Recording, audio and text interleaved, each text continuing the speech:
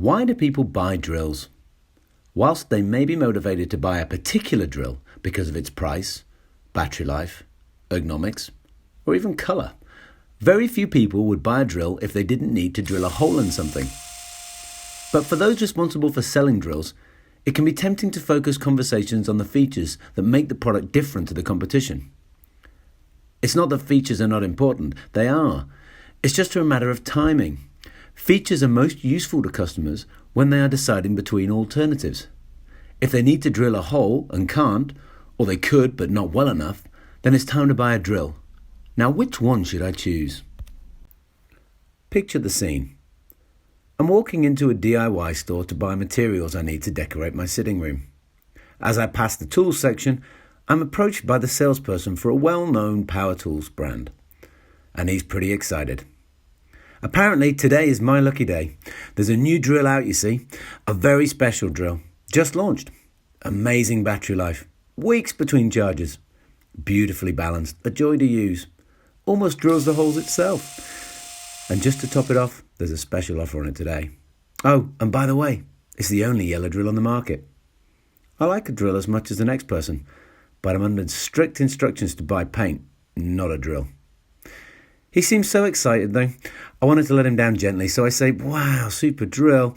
Not today though, but I'll definitely keep that in mind. I'll keep that in mind means I'm not going to keep that in mind at all. In fact, I'm now going to browse the decorating materials section and forget that I ever had a conversation about drills. Features are important to customers when they know what they need, perhaps they want to solve a problem, and are choosing between alternatives. So how easy is it to differentiate between the features and benefits of a product or offering and the problems it solves? Perhaps a little trickier than we imagined. Simple product, simple answers, right? What problem does a Band-Aid address? Stops bleeding, perhaps? How about prevents infections? Calms a crying child? Unfortunately not. How about covers an unsightly wound? Sorry, still no. Those are things that the Band-Aid does. The Band-Aid stops bleeding. The Band-Aid prevents infection. The Band-Aid calms a crying child. If no one is bleeding, then there's no problem to solve.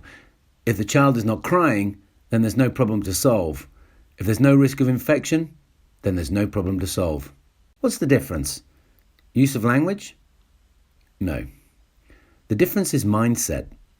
Are we solving, stops, prevents, calms? Or are we in the problem? Bleeding, infection, crying child. It seems like a relatively small detail, but it's an important detail. Before we can solve a problem, we must understand it. And we can't fully understand a problem if we rush to the solutions our offerings provide.